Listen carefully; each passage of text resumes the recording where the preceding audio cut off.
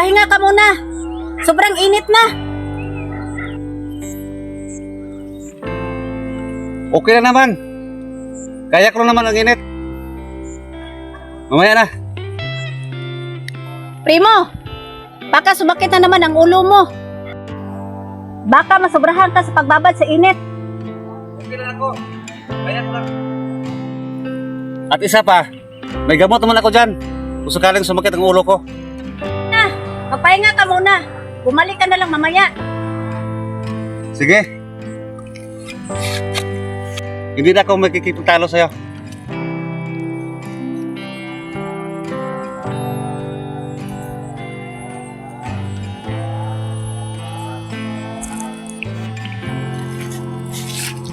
Magtimpla muna na ako ng kape. Pupunta lang ako doon. Titingnan ko muna ang mga niyog natin doon. Baka may makuha tayong bunga at may makupra tayo.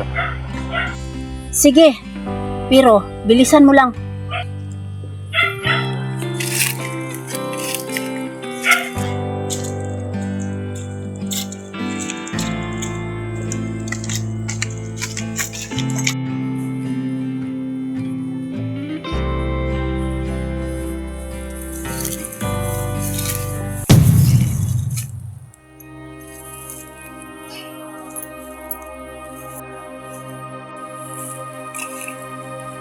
Magandang umaga po, Manong.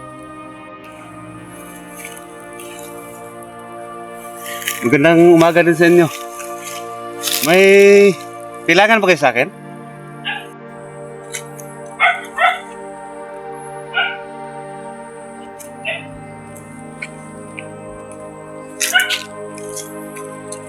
Sino kayang kausap ni Primo?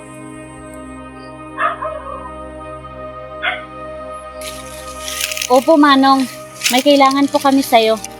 Pero bago ko po sabihin ang kailangan namin sa'yo, hayaan po muna ako magpakilala sa'yo. Ako nga pala si Liza.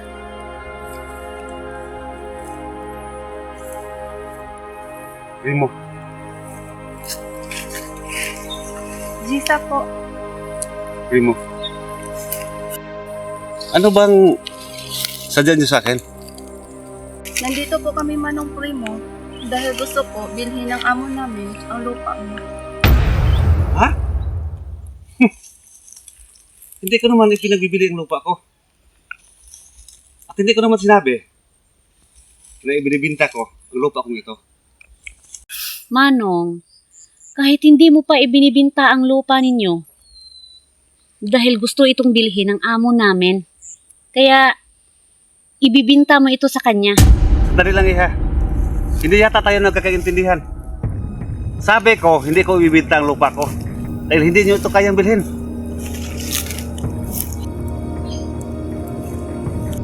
Primo, ano yan? Itong dalawang to, gusto nilang bilhin ang lupa natin kahit hindi natin ibinibinta. Ano? Miss, umalis na kayo. Hindi namin ibinibinta ang lupa namin. Dahil ipinamana ito sa amin ng mga magulang ko. 1 milyon. Siguro sapat na ang halagang iyan. Para makalimutan ninyo ang pamana ng magulang mo. Hindi nyo kami masisilaw sa laki ng halaga. At hindi kami mukhang pera. At hindi sapat ang 1 milyon nyo para sa lupa namin na hindi namin ibinibinta. Manong Primo, huwag kayong maging hipokrito. Alam namin kailangan mo ng pera. Dahil lang nag-aaral ang anak mo sa bayan. At alam kong tapos kayo sa pera para sa gastusin ng anak mo sa paaralan. Tiritan mo. Baka magpapresyo ka. Dagdagan mo na konti. 1.5 milyong pesos. Tanggapin nyo na. Huwag na kayo mag-isip. Dahil alam ko na, kahit magkasugat-sugat ang kamay ninyo, hindi nyo makukuha ang halaga na ibinigay ko sa inyo. Sige na, huwag nyo nang sayangin ang pagkakataong ito. Ibibigay namin sa inyo ng cash. Mga hayop kayo! Anong tingin niyo sa amin? Mukhang pira? Isaksak niyo sa baga nyo, ang pira nyo. Umalis na kayo! Umalis na kayo! Mag-isip muna kayo. Alis. Baka hindi ako magpagpigil at magkaragkan ko kayo para ba lupain ko. Alis! Sige, aalis kami. Pero, pagsisihan ninyo ang pagkakataong ito. Alis!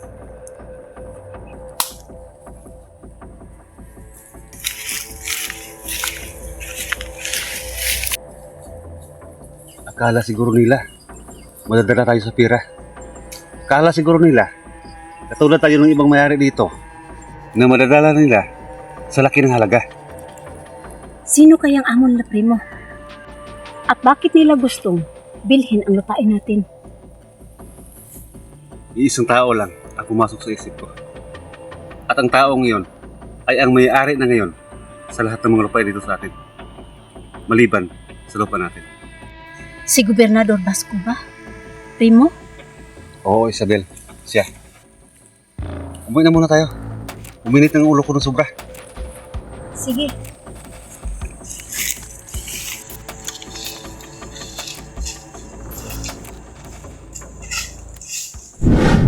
Ano? Hindi nila tinanggap ang halaga na ibinigay ninyo sa kanila kapalit ng lupa nila? Oo, hindi nila tinanggap. At sa palagay ko, may katigasan ang mag-asawang iyon. May tapang sila. Ibang-iba sila sa mga dating may-ari ng lupa na binilhan at kinausap namin dahil hindi sila madaling masilaw sa pera. Ganun ba? Sige. Tawagan ko muna si Amo at ipaalam sa kanya ang totoong nangyari.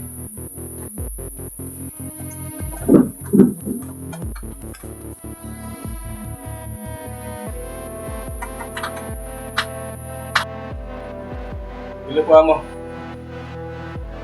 Pasensya na po sa disturbo. Masamang balita po. Hindi ko nila tinanggap ang halaga na ibinigay mo na balak kung saan nang ibayad kahit ang lupain nila. Opo, Amo. Tumanggi po sila.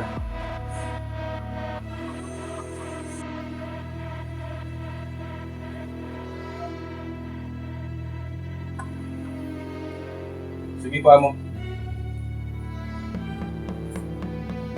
Opo. Sige mo.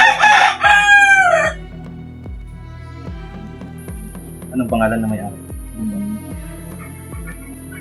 Primo po, Amo. Opo. Sige po. Bye.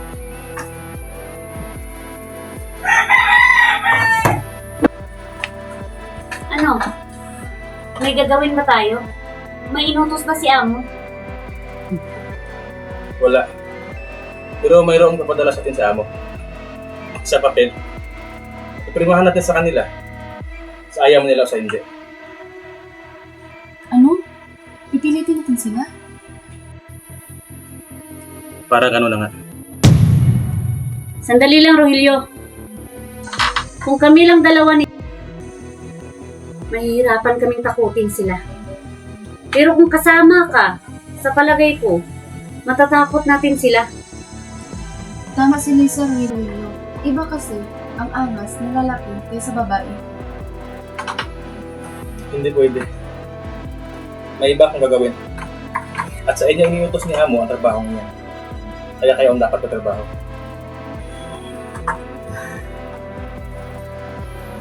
Sandali lang. Kukunin lang ako.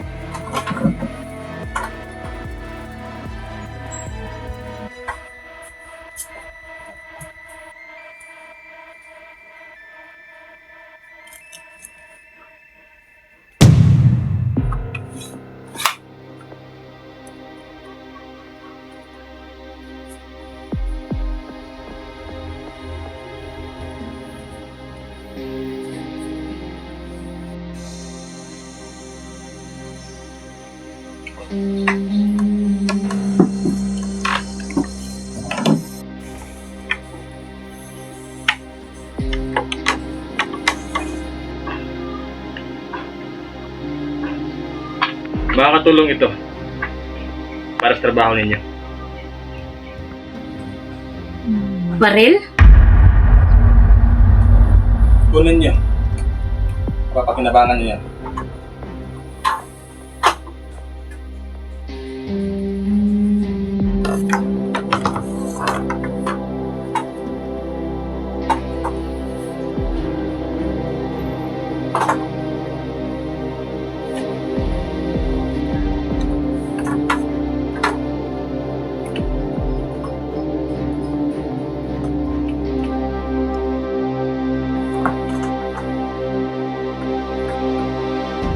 Hindi namin alam kung paano gamitin ito.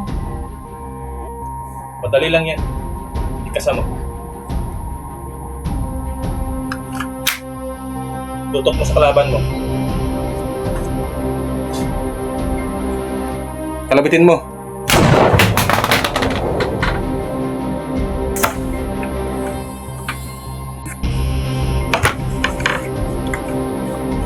Ngayon, marunong ka na. Ganyan na.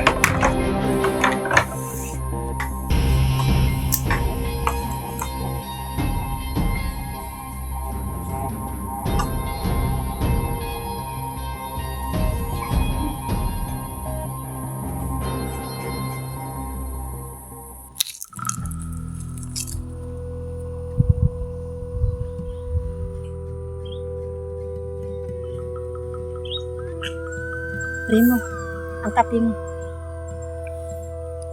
Salamat.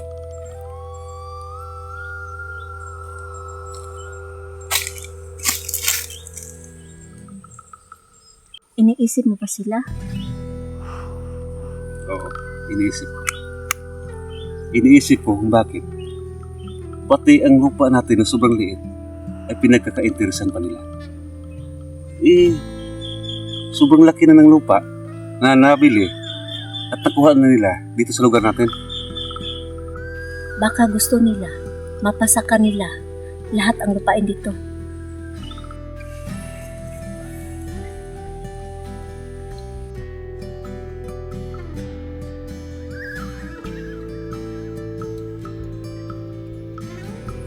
Gusto talaga ng gobernador na ubusin ang mga maliit na pinagkakakitaan ng mga mahirap kagaya natin at gawing mas mahirap.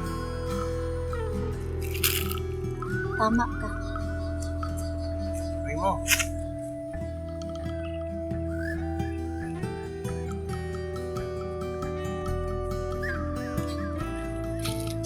Miguel, Pasensya na kung nakadisturbo ako sa inyo. okay lang Miguel. Nag-uusap lang naman kami ni Isabel. May kailangan ka pa, Miguel? Wala naman. Napadaan lang ako. Gusto ko lang tingnan ang palanya ninyo. Ganun ba? Halika muna dito. Isabel, itimpla mo muna natin sa mga. Sige.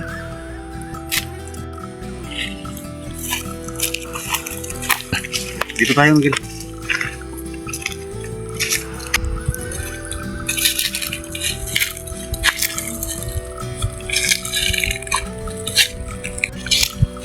Maganda din pala ang tubo ng palayan mo, Primo. Oo. Kahit papaano ay gumagalaw din sila. Kahit halos wala ng tubig.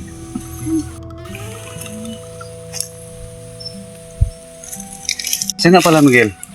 Di ba malaki rin ang palayan mo dati? Nabinta mo rin ba yan? Oo. Naibinta kong lahat ng lupain ko. Kasama ng palayan ko ay nabinta ko kay Gobernador Bascon. Buti nga ito sa'yo. Hindi nila binisitahan. Binisitahan nila ito kanina. Gusto rin nilang bilhin itong lupain ko. Pero hindi ako pumayag. Tama ang desisyon mo, Primo, na hindi pumayag. Dahil mabilis maubos ang pira. Pero ang lupa ay magtatagal hanggat inalagaan at pinagtatrabahuan. Magkano ba ang open nila sa'yo? 1.5 million. Kung tutuusin, sobrang laki ang offer nila sa'yo. Kung tututalin, hindi ka nalugi sa presyo nila. Hindi halaga ang tinitingnan ko at iniisip ko din.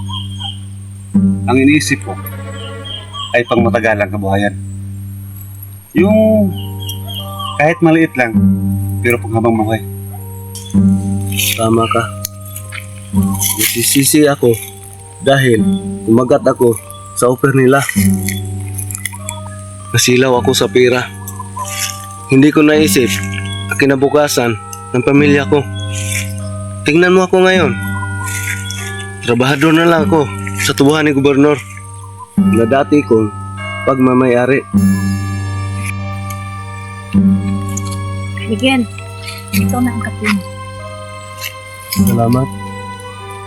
Kaya ako, kahit ano pa ang mangyari, hindi ko bibintang lupa ko. Paninindigan ko ang desisyon ko.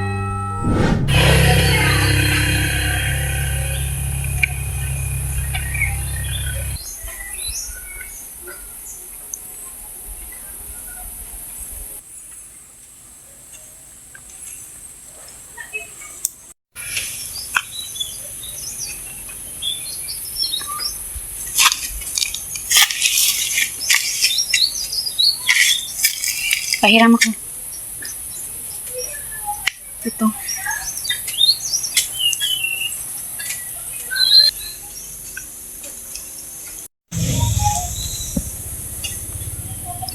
Nakakatakot namang dalhin to. Nakakatakot namang gamitin. Tama ka. At isa pa, hindi tayo kriminal para magdala ng baril. Ay hindi tayo ng lupa at hindi mag-aagaw. Tama ang sinabi mo. Mali yata tayo ng pinasukang trabaho. At hindi ito ay ina-applyan nating trabaho. Bumitaw na lang kaya tayo at humanap ng ibang trabaho. Lisa, malaki ang sahod natin dito, Lisa. At kahit mag-abroad tayo, ay hindi natin kikitain ang sahod natin ngayon. Anong ibig mo sabihin, Lisa? Kahit mahirap, kahit labag sa kalooban ko, kakayanin ko.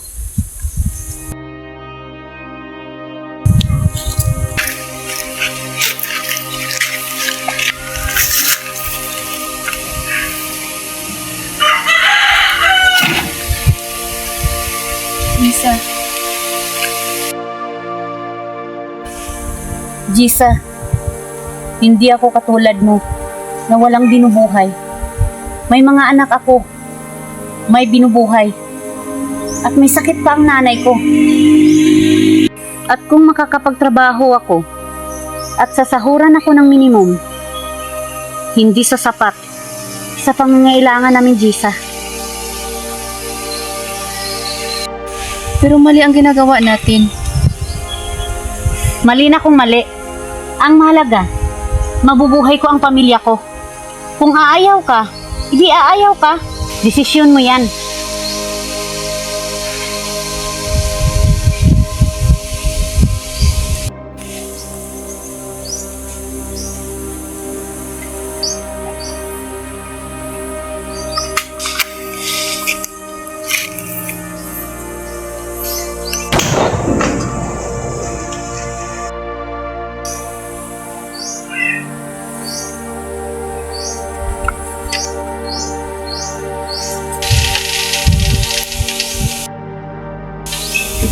Saan ka pupunta? Magpapahangin. Lalayo muna ako sa'yo.